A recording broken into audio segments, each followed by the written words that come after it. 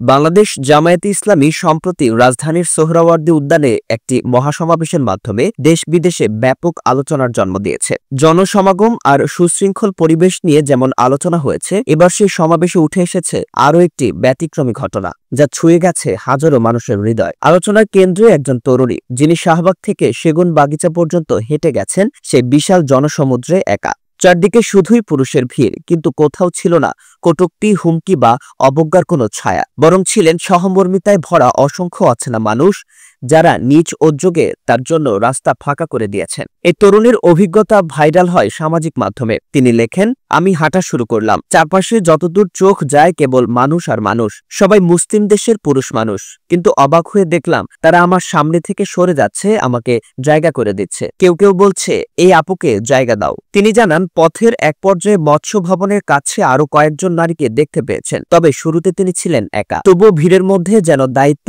আর সম্মানবোধ কাজ করেছে প্রতিটি মানুষের মধ্যে। এই অভিজ্ঞতার সাথে তিনি তুলনা করেছেন একটি ভিন্ন রাজনৈতিক ঘটনার। লিখেছেন, গত বছর জুলাই মাসে শাহবাগে আওয়ামী লীগের একটি কর্মসূচিতে অস্ত্রধারীদের দেখেছি।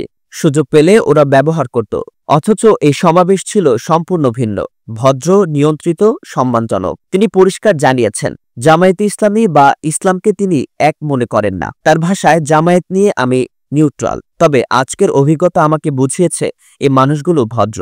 এই লেখা শুধু একটি দলের সমাবেশ নয়, বরং রাজনীতির এক মানবিক চিত্র তুলে ধরেছে, যেখানে নারীর নিরাপত্তা, সম্মান এবং সহাবস্থান নতুন আলোচনার জন্ম দেয়। দেশের রাজনীতিতে যখনই নারীর নিরাপত্তা নিয়ে প্রশ্ন ওঠে, তখন এই অভিজ্ঞতা প্রমাণ করে এটি সম্ভব। রাজনৈতিক পরিচয় ছাড়িয়ে একটি মানবিক বাস্তবতা উঠে এসেছে এখানে, যা পরিবর্তনের বার্তা দেয়। আর এই বার্তাই যেন ছড়িয়ে পড়ছে মানুষের কণ্ঠে কণ্ঠে। সম্মান, নিরাপত্তা আর সহমর্মিতার রাজনীতিই চাই আমরা।